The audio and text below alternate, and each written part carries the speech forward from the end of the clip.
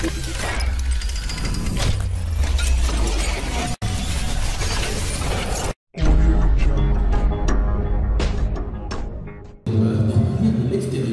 et le renforcement des capacités sont comptés. Monsieur le Premier ministre, chef du gouvernement, Mesdames et Messieurs les ministres, Mesdames et Messieurs les présidents des institutions, honorables membres du Conseil national de la transition, Excellences, Mesdames et Messieurs les ambassadeurs, membres du corps diplomatique et consulaire, Mesdames et Messieurs les représentants des organisations internationales accréditées au Mali, Monsieur le chef de mission de l'Organisation internationale pour les migrations au Mali, Madame le maire de la commune 3 du district de Bamako, Monsieur le président du Haut Conseil des Maliens de l'extérieur, cher frère Habib, représentants des légitimités traditionnelles, Messieurs les représentants des confessions religieuses, Mesdames et Messieurs les représentants de la presse, distingués invités, Mesdames et Messieurs, à vos rangs, grades et qualités, tout protocole observé. Avant tout propos, je voudrais d'abord remercier Monsieur le Premier ministre, chef du gouvernement, pour avoir accepté de présider la cérémonie d'ouverture de la 7e conférence du Haut Conseil des Maliens de l'extérieur. Je me réjouis de cette haute attention portée aux Maliens établis à l'extérieur par les plus hautes autorités de la transition, avec à leur tête le colonel Assimi Goïta, président de la transition, chef de l'État, qui par ma voix vous transmet ses vœux de pleine réussite. Je salue également tous les délégués et participants à la 7e conférence ordinaire du Haut Conseil des Maliens de l'extérieur. Je voudrais aussi adresser mes vifs et sincères remerciements à tous les membres du Haut Conseil des Maliens de l'extérieur, à l'équipe technique du département et à tous ceux et toutes celles qui ont œuvré pour la bonne organisation de cette importante rencontre. Aussi voudrais-je vous féliciter pour la tenue de la 7e conférence nationale qui permettra d'une part d'examiner et adopter les rapports d'activité et financiers de la période 2015-2020 et de renouveler le bureau. Mesdames et Messieurs, Monsieur le Premier ministre, Mesdames et Messieurs, la 7e conférence ordinaire du Haut Conseil des Maliens établis à l'extérieur se tient dans un contexte particulier de l'histoire de notre pays, celui de l'amélioration de la qualité de la vie nationale par la pratique d'une gouvernance de rupture et d'exemplarité. Cette amélioration espérée par tous ne se fera que par la réalisation des principales ambitions de notre peuple, traduites par le gouvernement de la transition, en priorité que sont le renforcement de la sécurité sur l'ensemble du territoire national, la réussite des réformes politiques et institutionnelles et l'organisation des élections générales transparentes et crédibles. C'est pourquoi je me réjouis du choix judicieux de la thématique proposée par le Haut Conseil des Maliens de l'extérieur, le rôle et la place des Maliens établis à l'extérieur dans la refondation de l'État. Les Maliens établis à l'extérieur sont dotés de toutes les capacités nécessaires au développement de notre pays. Monsieur le Premier ministre, Mesdames et Messieurs et chers participants, le plan d'action du gouvernement est bâti autour de 4 axes suivants. Le renforcement de la sécurité sur l'ensemble du territoire national, les réformes politiques et institutionnelles, l'organisation des élections générales, la promotion de la bonne gouvernance et l'adoption d'un pacte de stabilité. Mesdames et Messieurs, la gestion que nous avons jusqu'ici pratiquée a vécu et a largement démontré ses limites dans tous les domaines, y compris le vôtre, celui des Maliens établis à l'extérieur. Je vous encourage donc à aller sans appréhension vers les changements novateurs et bénéfiques. Nous ne pouvons progresser sans changement, et le changement ne se réalise que par l'abandon de certains conservatismes, d'où sa difficulté. Ensemble, faisons-y face pour triompher de l'adversité et mettre notre diaspora dans son temps et sur la voie de son bonheur. Il est de notoriété publique que le Mali dispose d'une diaspora pleinement engagée, dont l'apport est immense pour notre pays. À titre illustratif, les transferts de fonds des Maliens établis à l'extérieur sont en croissance continue et permanente d'année en année, et cela malgré un contexte international difficile, malgré par la crise économique et une crise sanitaire sans précédent liée à la maladie à Covid-19. Ainsi, selon plusieurs sources d'institutions financières internationales, ces 5 dernières années, les transferts de fonds des Maliens établis à l'extérieur dépasseraient les 500 milliards par an. Il convient de signaler que ces chiffres ne prennent pas en compte les transferts informels qui représentent les 2 tiers des fonds transférés par les Maliens établis à l'extérieur, par les canaux officiels, selon une étude de la Banque africaine de développement. Monsieur le Premier ministre, Mesdames et Messieurs les ministres, Monsieur le Président du Haut Conseil des Maliens de l'extérieur, cher frère Habib, Mesdames et Messieurs, distingués invités, l'un des défis qui s'impose à nous dans le cadre de la mobilisation des Maliens établis à l'extérieur est celui de la réorientation de leurs importants investissements dans des secteurs productifs capables de créer des richesses supplémentaires et des emplois durables. Pour relever ces défis, nous avons engagé des réflexions avec l'ensemble des partenaires des départements ministériels, les structures techniques de l'État, les banques et autres institutions financières, les organisations des Maliens établis à l'extérieur et les partenaires internationaux en vue de la mise en place d'un mécanisme adapté à l'accompagnement des projets d'investissement rentables de nos compatriotes établis à l'extérieur. Cependant, si la migration peut largement contribuer au développement socio-économique de notre pays, elle ne doit pas occulter les multiples drames liés à la migration irrégulière. Des centaines, voire des milliers de jeunes, malgré les grands dangers qu'ils rencontrent, prennent les routes de la migration irrégulière. Ils sont également nombreux ceux qui perdent la vie ou la santé dans le Sahara, dans la Méditerranée et sur d'autres voies de la migration à l'intérieur et à l'extérieur de l'Afrique. Les routes de la migration irrégulière sont devenues de véritables couloirs de la mort de notre jeunesse. Il nous faut mettre fin à ces phénomènes très mortifères. Cette situation nous interpelle tous en tant qu'État, organisations internationales, organisations de la société civile, collectivités territoriales ou tout simplement en tant qu'être humain.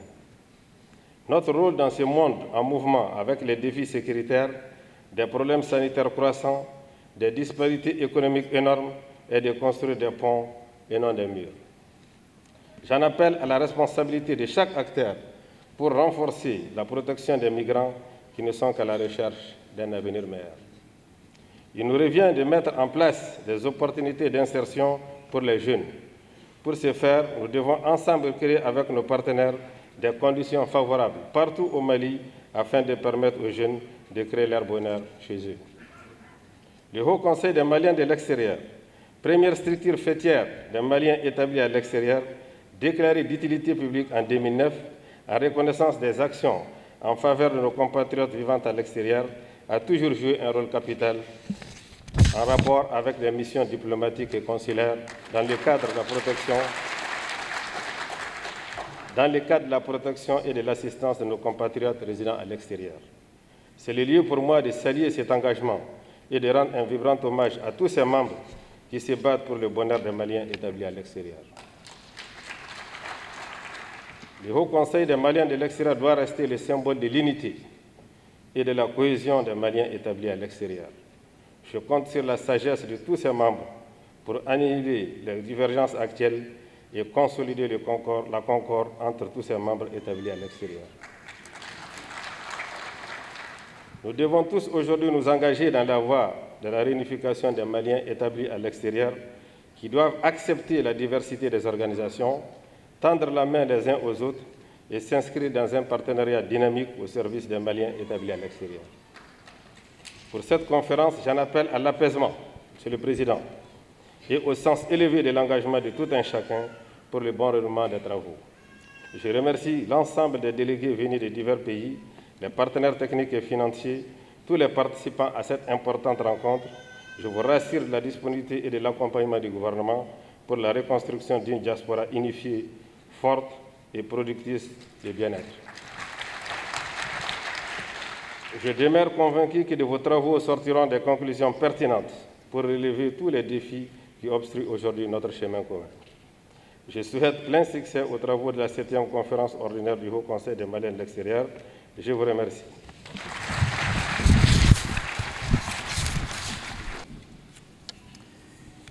Merci à vous, Monsieur le ministre, Mesdames, Messieurs, À présent, le discours d'ouverture de la conférence par le Dr Choguel Kokala Maïga, Premier ministre, chef.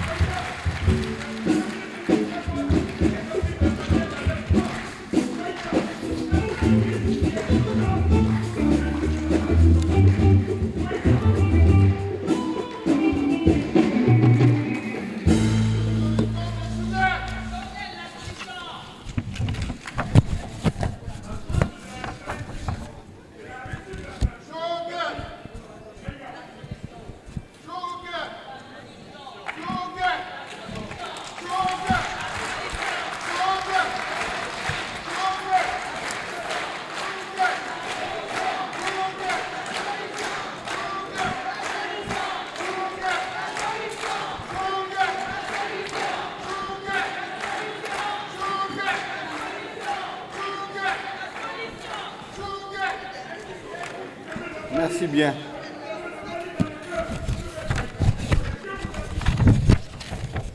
Merci beaucoup.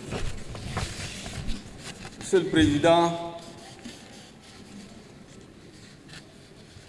Monsieur le ministre des Maliens établis à l'extérieur et de l'intégration africaine,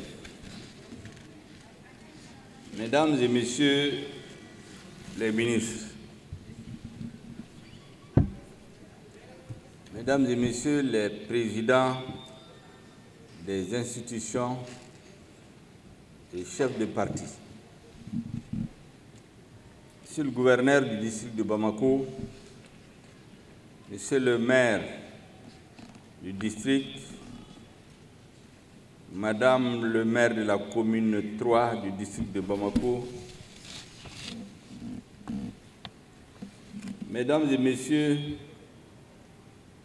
les membres du Haut Conseil des Maliens de l'extérieur, Messieurs les présidents des conseils de base des Maliens de l'extérieur, Mesdames et Messieurs les responsables des associations partenaires du Haut Conseil des Maliens de l'extérieur, Messieurs les représentants des légitimités traditionnelles, Messieurs les représentants des confessions religieuses, honorables invités, Mesdames et Messieurs, je voudrais tout d'abord vous transmettre les salutations distinguées de Son Excellence le colonel Assimi Goïta,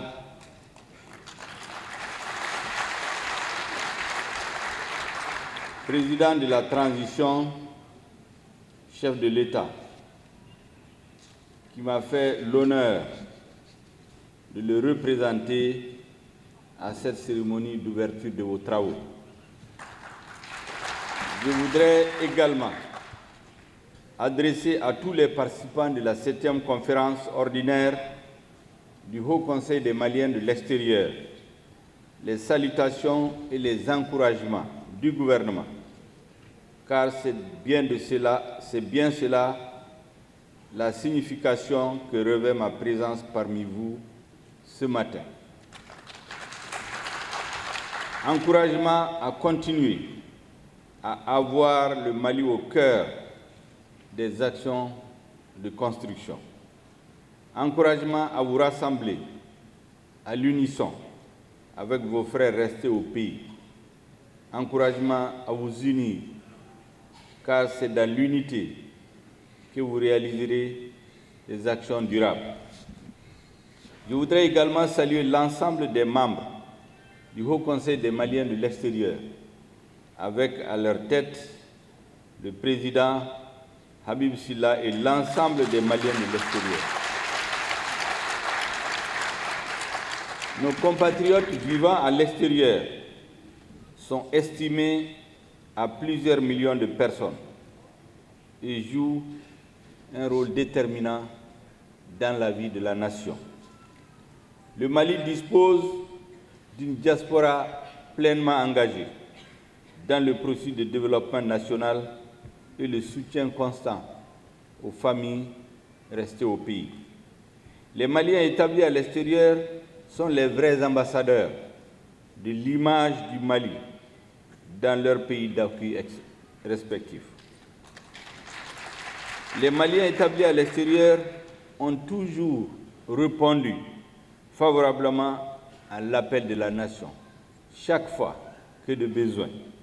On se rappelle encore, en 2012, quand notre pays était menacé dans son existence, vous avez été parmi les premiers à intervenir pour soutenir l'effort de guerre. Mesdames et messieurs, honorables invités, je voudrais saluer la pertinence du thème retenu pour la 7e conférence ordinaire du Haut Conseil des Maliens de l'extérieur intitulé, je cite, « Le rôle de la diaspora dans la refondation de l'État ». Je me réjouis du choix de ce thème et de votre engagement à vous inscrire dans le soutien à la refondation en cours dans notre pays, notamment votre participation aux prochaines assises nationales de la refondation. La question de la refondation est plus qu'un simple phénomène de mode. C'est une question incontournable pour le Mali, affecté par une crise multidimensionnelle. Refonder le Mali est vital à sa survie et à son redressement. C'est pourquoi le plan d'action gouvernemental a fait son cœur battant et l'un des axes majeurs. L'atteinte des objectifs du plan d'action du gouvernement nécessite l'implication de tous, en particulier de vous, nos compatriotes établis à l'extérieur. Notre pays doit d'abord compter sur ses efforts propres, sur l'engagement de tous ses fils et de toutes ses filles. Dans le processus de réforme et de refondation en cours, tous les segments de notre société seront concernés. À cet égard, les réformes concernant la gestion des Maliens de l'extérieur, les Maliens établis à l'extérieur, sont d'ores et déjà engagés par le gouvernement de transition. C'est ainsi que lors du Conseil des ministres du 1er septembre 2021, nous avons adopté le décret portant détermination du statut de Maliens établis à l'extérieur et de migrants de retour. Le décret adopté précise les conditions à remplir pour bénéficier du statut de Malien établi à l'extérieur et du statut de migrant de retour. Il détermine les circonstances dans lesquelles le Malien établi à l'extérieur perd ce statut et précise les conditions dans lesquelles le migrant de retour peut solliciter le soutien de l'État et de ses partenaires pour sa réinsertion socio-économique. L'adoption de ce décret permet de recentrer l'assistance du gouvernement et de ses partenaires pour la protection et la sécurisation des migrants dans le cadre de la mise en œuvre de la politique nationale de migration. C'est le lieu pour moi de féliciter particulièrement le ministre des Maliens établi à l'extérieur de l'intégration africaine et son équipe pour la ténacité et la démarche inclusive avec les organisations des Maliens établis à l'extérieur et d'autres acteurs en vue de l'adoption de cet important décret. Je voudrais saisir cette occasion pour vous rassurer de la détermination du gouvernement à poursuivre les réformes pour permettre à nos compatriotes de l'extérieur de jouer pleinement, de jouer leur rôle dans notre pays au niveau économique, social, culturel et politique. Mesdames et messieurs, distingués invités, je saisis cette opportunité pour saluer le caractère inclusif de cette rencontre avec la participation de tous les acteurs concernés par les questions migratoires. Il illustre parfaitement la vision du président de la transition et du gouvernement par rapport à la gestion de la migration. La 7e conférence du Haut Conseil des Maliens de l'extérieur permettra sans nul doute de renouveler les instances de votre fêtière, mais aussi d'examiner les causes profondes des migrations actuelles. La contribution positive des migrants au développement et les défis actuels imposés par les migrations irrégulières en vue de proposer des solutions durables pour une meilleure gouvernance des enjeux migratoires. En tant que décideurs politiques, nous sommes fermement engagés à lutter contre les trafics, notamment les trafics de migrants, les traites des êtres humains et toutes les formes de traitement inhumain et dégradant. En même temps, nous appelons de nos vœux une coopération internationale centrée sur la lutte contre les causes profondes de l'immigration irrégulière. Nous devons changer de paradigme, autant dans notre rapport à l'immigration en ce XXIe siècle que dans la manière de résoudre les problématiques économiques, sociales et politiques qu'elle engendre. Conscient de l'importance de ces questions, le gouvernement de la République du Mali s'est doté d'une ambitieuse politique nationale de migration et de son plan d'action en septembre 2014, qui constitue le cadre référentiel de notre pays en matière de migration, un outil efficace de coopération. Mesdames et Messieurs, notre action dans le cadre de cette politique porte sur la lutte contre la migration irrégulière, notamment les réseaux de passeurs, notamment à travers l'application de la loi 20-12-023 du 12 juillet 2012, relative à la lutte contre la traite des personnes, le trafic des migrants et les pratiques assimilées. Je précise que cette loi est en cours de relecture pour prendre en charge de manière plus précise la lutte contre les passeurs. La création de la brigade de répression des passeurs et la lutte contre le trafic illicite des migrants en 2019 s'inscrit dans cette volonté d'accentuer la lutte contre les passeurs. Pour gagner le combat, la politique nationale de migration pose le diagnostic et donne des pistes d'action pour offrir des opportunités à la jeunesse par la création d'emplois d'une part et d'autre part par l'ouverture de canaux officiels de migration légale. En effet, il est impératif de renforcer notre partenariat avec les pays d'accueil et de transit pour réguler ensemble les paramètres de la question migratoire dans l'intérêt de chaque partie. C'est tout l'enjeu du dialogue technique et politique de haut niveau que nous menons dans le cadre de l'agenda 2063 de l'Union africaine, de la politique migratoire révisée de l'Union africaine 2018-2027,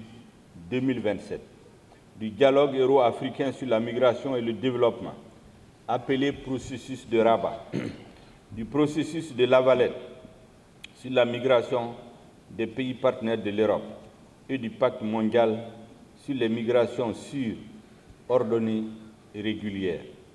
Dans une vision commune avec nos partenaires, nous œuvrons à mettre des politiques aptes à donner aux jeunes des raisons d'espérer par l'éducation, la formation, l'accès à l'emploi par des activités génératrices de revenus.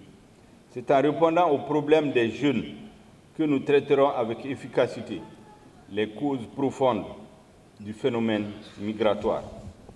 Mesdames et Messieurs, je voudrais à présent conclure en saluant les efforts accomplis par nos partenaires nationaux et internationaux dans la gestion de la crise migratoire au Mali, que tous trouvent ici l'expression de notre reconnaissance. Je demeure convaincu que les travaux de la 7e conférence ordinaire du Haut Conseil des Maliens de l'extérieur aboutiront à la mise en place d'un bureau pour les 5 prochaines années et des recommandations pertinentes pour la gouvernance migratoire. Mesdames et Messieurs, je voudrais me détacher un peu de mon discours pour dire toute ma satisfaction de la conduite de votre président. Vous savez que vos assises ont été reportées une fois, 2 fois, par les temps qui courent au Mali. savez, c'est les protestations, les réseaux sociaux, les menaces, les intimidations, souvent la calomnie qui sont utilisées contre les gouvernants pour atteindre ces objectifs. Eh bien, votre président, lorsque le gouvernement a bon droit, avait émis des réserves sur les dates retenues et certaines conditions d'organisation de vos assises, a donné la preuve qu'il est un responsable de qualité.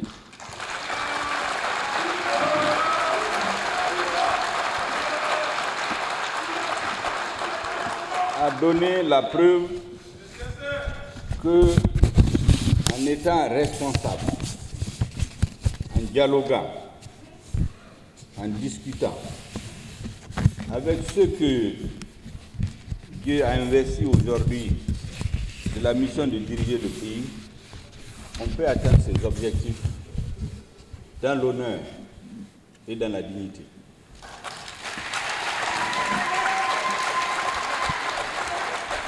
Il a négocié pendant des jours, y compris à la suite d'une décision de justice.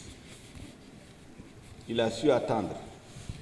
Comme on dit, celui qui ne sait pas attendre son heure n'obtient jamais ce qu'il veut. Il a su attendre et il a mené des discussions fructueuses avec son ministre, dont il n'a pas tenté de contester l'autorité. Et c'est toute cette conduite, cette attitude que nous avons appréciée.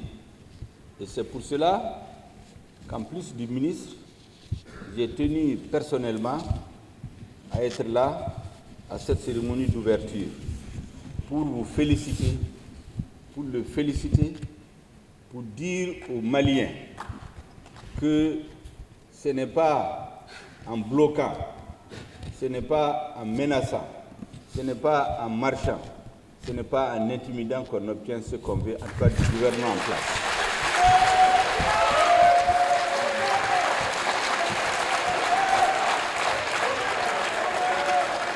Avec l'esprit de dialogue, l'esprit de négociation, on peut tout faire ensemble au Mali. Parce qu'aujourd'hui, plus qu'hier, le Mali a besoin de tous ses fils. Parce qu'aucune frange de la population à elle seule, fût-elle majoritaire, ne peut sortir le Mali de la situation où elle est. Il faut qu'on soit tous ensemble, comme le disent les Bambara, Bekado Dakelenfe, Bekabo Dakelenfe. C'est dans ça qu'il y a le salut du Mali. Mesdames et messieurs, c'est sur ces notes d'espoir que je souhaite plein travaux à la conférence, à la 7e conférence ordinaire du Haut Conseil des Maliens de l'extérieur que je déclare ouvert. Je vous remercie de votre aimable attention.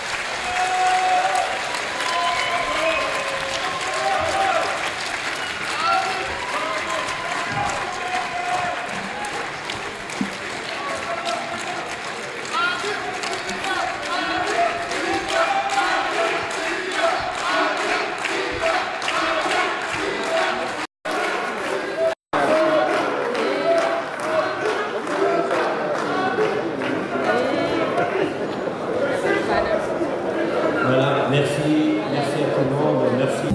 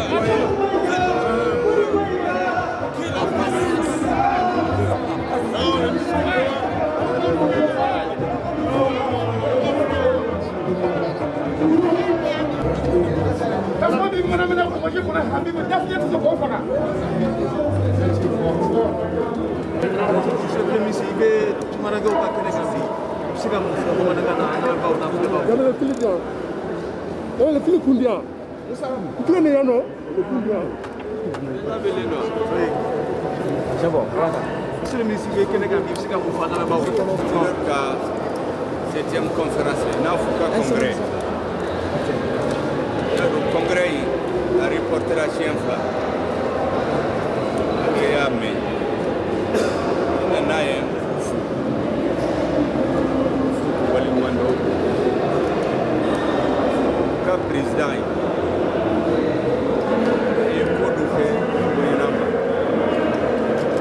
Président, condition d'organisation maniée. Les Maliens établis à l'extérieur de l'intégration à Kouma, ces conditions légales réunies. Le gouvernement Koura Missigra, gouvernement de transition, encore une gouvernance de rupture et d'exemplarité. Croyez-moi, Bimbeke Korolé, Sharia se parti CBE, Sharia se parti Unifangatique Kassoura, Bana, transition économique. Donc, le ministre y a fui, il a reporté les conditions carrières. Il y a de Mali là, c'est ça. Ni mon gouvernement, on me Manganchi, le président, les réseaux sociaux.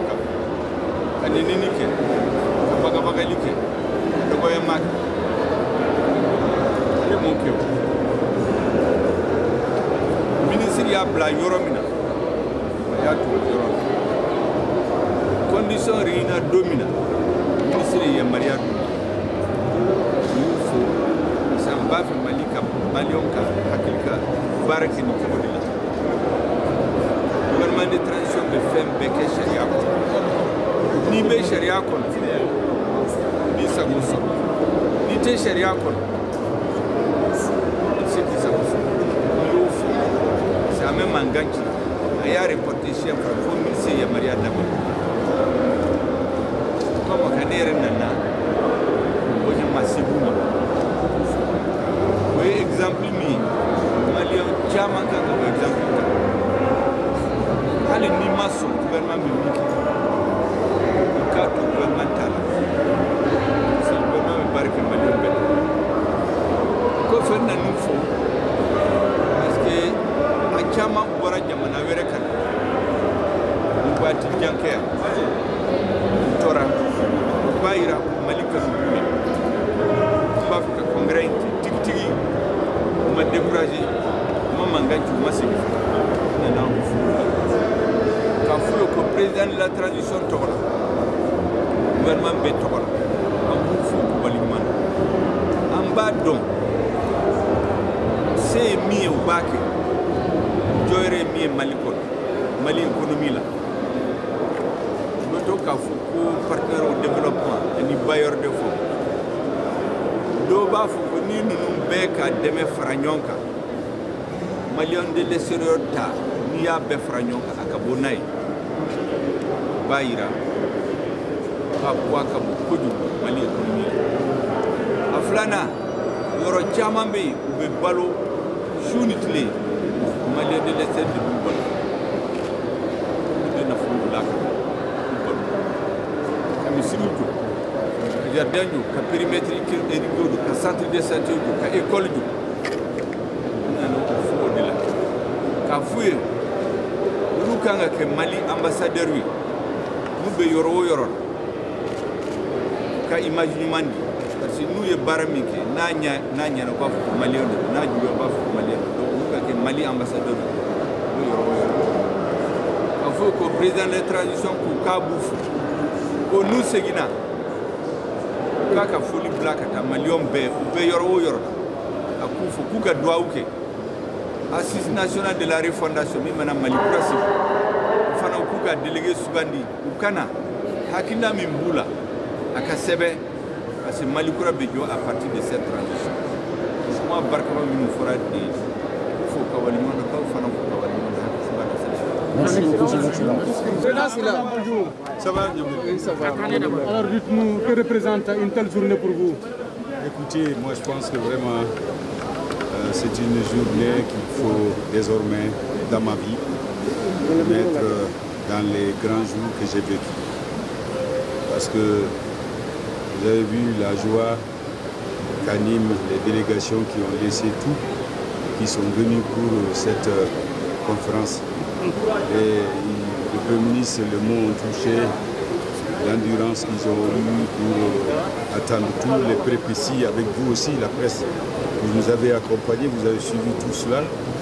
Et au finish, vous avez vu donc ces mots du Premier ministre, je pense, va nous galvaniser davantage, en tout cas de rester soudés et de mettre notre pays, parce que je pense que nous n'allons jamais avoir un pays d'échange. C'est pour cela que nous disons qu'il faut privilégier le dialogue, l'entente, surtout aujourd'hui où notre pays vit une situation très difficile sur tous les plans, surtout au niveau de sécurité, j'entends. Donc je pense qu'il est le devoir de chaque Malien et de chaque Malien vraiment de mettre bas la terre, oublier les égos et ne privilégier que le Mali, c'est-à-dire la tolérance, le dialogue qui mène vers la paix. Donc c'est ce que nous avons fait observer, en tout cas nos autorités, malgré tous les problèmes en tout cas que cela a engendré, mais nous les avons montré que nous sommes disciplinés. Concrètement, quel sera votre rôle et votre place dans la refondation du Mali? C'est de continuer d'abord, notre combat c'est faire comme cela, c'est-à-dire faire en sorte d'abord que l'unité nationale des Mali entre les Maliens soient recouvrés. Parce que tous partent par là. Hein. Il y en a qui pensent que le problème que nous vivons, c'est dans différents secteurs. Mais je pense que c'est cette déchirure de notre dialogue, de notre, en tout cas, vivre ensemble qui s'est détourné, qui nous pose ce problème. Alors une fois qu'un peuple est soudé, je pense que ça mène vers le développement. Et donc si on s'entend, on est fort. Alors donc ça veut dire que nous, notre combat, c'est d'abord faire en sorte que les Maliens soient unis, comme vous nous voyez là, et puis faire en sorte que vraiment nous interpellons les autorités de la transition afin de mettre un accent particulier sur l'état des droits. Vous savez, le Mali connaît une situation très difficile. Surtout, moi je crois que quand les droits des citoyens sont bafouillés, c'est ce qui amène à la révolte. Donc c'est pourquoi nous souhaitons qu'un accent très particulier soit mis là, que chaque Malien se sente, en tout cas malien, qu'il se sente vraiment considéré par les autorités du pays. Et aussi entre nous Maliens, entre nous, il faut qu'on soit tolérants les uns envers les autres. Donc une fois, je pense que cela est rétabli, le reste, vraiment, nous pouvons, comme une équipe, vous voyez, une équipe de football ou n'importe quel, tout le monde doit être animé de la victoire, de la gagne. Alors aujourd'hui, quels sont les défis qui s'imposent à vous? Les défis, c'est l'unité de tous les Maliens de l'extérieur et des interpellés à, en tout cas, soutenir leur pays. Ils le font déjà, mais quand même, d'en faire davantage et savoir que vraiment, quelle que soit en tout cas la durée de la nuit, le jour vient, c'est-à-dire tout aventurier, en tout cas, souhaite rentrer au bercail.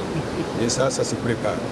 C'est vrai, vous avez entendu les chiffres avancés par rapport à la contribution des Maliens de l'extérieur, en tout cas au niveau au sein de leur famille, au sein de ce qu'on fait. Bon, le montant, vous avez vu, il est colossal. Mais seulement, il faut que les Maliens pensent à orienter ces différentes dépenses vers des développements, vers des secteurs, en tout cas pour le développement, en tout cas qui peuvent non seulement juguler le chômage de nos jeunes qui veulent venir au boulot, ce que nous avons réussi à l'extérieur, pourquoi ne pas le faire ici? C'est-à-dire entre nous en créant des synergies sur le plan des associations, enfin, je vais dire de se retrouver pour faire des PMI, entre petites et moyennes industries et entreprises, enfin non seulement de prendre les jeunes pour les donner l'emploi et aussi développer et revenir avec sérénité au pays. Donc je crois que c'est le rôle du chasseur, du Malien de l'extérieur. Alors donc ce n'est pas d'attendre seulement quand on est plus actif, où on n'a plus rien qu'on revienne au pays, il faut le préparer. Donc j'invite les compatriotes vraiment à épargner. Oui. Le renouvellement du bureau prochain, c'est vous candidat? C'est pas que je serai, mais je le suis. Merci. Voilà. S'il vous plaît, est-ce que vous pouvez nous en parler en quelques mots, le choix et l'importance du thème de cette journée? Le choix, le quoi? L'importance. Mais l'importance, vous avez vu que si on laisse tout en vient, ça veut dire que c'est important. Là, c'est d'une part. En quelques mots de votre part. Bon, et d'autre part, vous savez que nous avons été heureux d'être avec les hautes autorités de notre pays, et vous tous d'ailleurs, vous aussi. Donc ça veut dire que cette journée elle est importante et quand même c'est notre 7e conférence qui est non seulement statutaire mais élective aussi. Parce que nous allons réformer nos textes, nous allons aussi passer bien tout à l'heure aux élections. On verra qui va être appelé à diriger le Haut Conseil pour les 5 prochaines années. Donc je vous dis que c'est une journée mémorable, importante pour nous. Et voilà, donc on gardera un souvenir. En tout cas, tout ce qu'on a entendu et tout ce qu'on a vu. Et puis, voilà quoi, en souhaitant que nous allons encore vraiment faire comme d'habitude, sortir ici avec un bureau bien élu, où il n'y a pas de contestation. Parce que c'est, en tout cas, c'est le fondement, c'est la base, en tout cas, de tout ce qui est à venir à Dieu. Merci. Comment Président, en résumé, tout ça, on va dire deux mots seulement. Deux mots, il faut que le ministre quand il est faux, parce qu'on a depuis ça, on a un bien de fait. On a pour que vraiment un témoignage qui est en débarrassement. Donc, le Premier ministre, le Banque ministre, parce que ils nous ont honoré, il y a un séva, comme on a eu. Donc, on est à Kila, billet d'Ombaye, parce que nous avons des conférences là, une conférence, on a deux élections là, dans quelques heures. Mbala Djomna élu au conseil Kanyemoyata Sandou Minata. Donc, Ambo Barla Mbala Djeli Ambo Wina Ofe, Okake Haki Kornan, Okake Bassi Kornan, pour que c'est vraiment qu'à dire à Mali ou la Kafou, à Mali, des Syriens, à une famille qui est dit, c'est-à-dire Ambenedo. Donc, vraiment, on devait faire quoi faire. Nanana Malifana, on va dire à la ni de Kanye, c'est-à-dire, ben, ni Sébastian. Donc, à la Mali, à la Bassi, à la Ankahamina Kopenoya. Oui, naturellement, bureau Kakeni, bureau Kera, en tout cas, où il y a le premier ministre, ça veut dire qu'à Porto, à Girana. Donc, Ambesekata, en tout cas, en cas problème, comme d'habitude, un bout exposé. Puis, on y est bébé malien, Kapoka malien, Hamido. On va en tout cas, parce que Domodo en bas. Mais comme Maman, c'est Kavalia. Donc on va toujours faire la répétition. Monsieur le Président, il y a combien de candidats? Mais je pense qu'il y a deux. Deux candidats. Oui. Ok, comment est-ce que les élections vont se dérouler? Écoutez, nous sommes dans un pays démocratique. Le Haut Conseil est, je crois, l'un des organes, en tout cas nous sommes très démocratiques. C'est le vote et c'est le meilleur qui prend. C'est lui que les députés vont choisir, qui va prendre la tête. Je suis sûr que le perdant va se mettre au garde-boue, parce que jusqu'à maintenant, grâce à Dieu, en tout cas, moi, ça fait 2 fois que j'ai fait la même chose, donc je suis habitué. Je serai prêt à courir serrer la main si je suis battu, parce que ça ne sera pas une défaite, mais c'est juste un choix démocratique. Voilà. Merci.